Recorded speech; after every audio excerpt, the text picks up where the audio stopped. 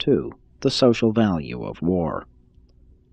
In past ages, a fierce war would institute social changes and facilitate the adoption of new ideas such as would not have occurred naturally in 10,000 years. The terrible price paid for these certain war advantages was that society was temporarily thrown back into savagery. Civilized reason had to abdicate. War is strong medicine, very costly and most dangerous. While often curative of certain social disorders, it sometimes kills the patient, destroys the society.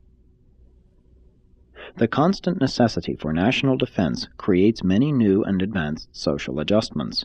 Society today enjoys the benefit of a long list of useful innovations which were at first wholly military, and is even indebted to war for the dance, one of the early forms of which was a military drill. War has had a social value to past civilizations because it 1. Imposed discipline, enforced cooperation. 2. Put a premium on fortitude and courage. 3. Fostered and solidified nationalism. 4. Destroyed weak and unfit peoples.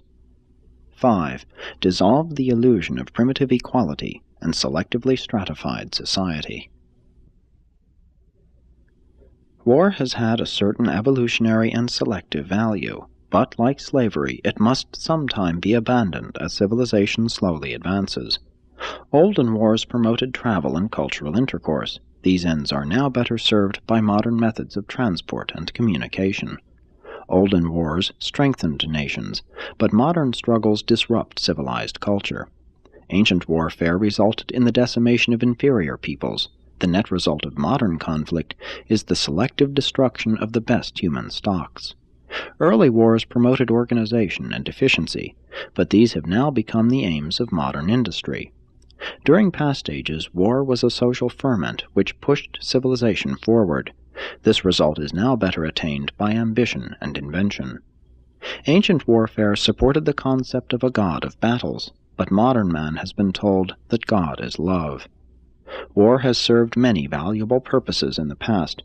It has been an indispensable scaffolding in the building of civilization, but it is rapidly becoming culturally bankrupt, incapable of producing dividends of social gain in any way commensurate with the terrible losses attendant upon its invocation.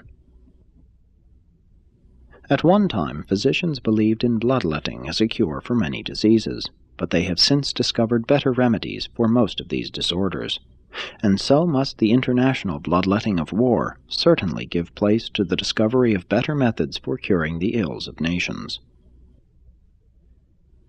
The nations of Urantia have already entered upon the gigantic struggle between nationalistic militarism and industrialism, and in many ways this conflict is analogous to the age-long struggle between the herder-hunter and the farmer. But if industrialism is to triumph over militarism, it must avoid the dangers which beset it. The perils of budding industry on Urantia are 1. The strong drift toward materialism, spiritual blindness. 2. The worship of wealth, power, value distortion. 3. The vices of luxury, cultural immaturity. 4. The increasing dangers of indolence, service insensitivity. 5. The growth of undesirable racial softness, biologic deterioration. 6. The threat of standardized industrial slavery, personality stagnation. Labor is ennobling, but drudgery is benumbing. Militarism is autocratic and cruel, savage. It promotes social organization among the conquerors, but disintegrates the vanquished. Industrialism is more civilized, and should be so carried on as to promote initiative and to encourage individualism. Society should in every way possible foster originality.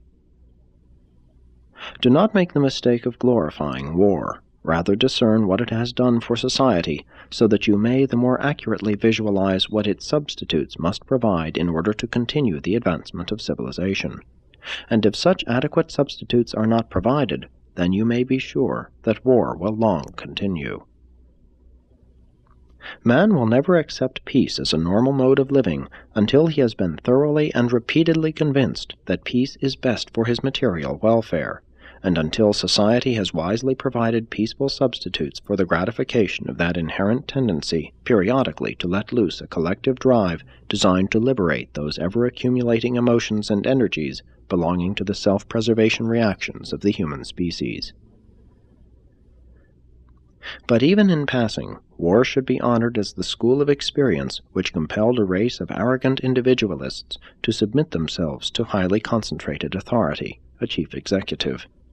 Old-fashioned war did select the innately great men for leadership, but modern war no longer does this.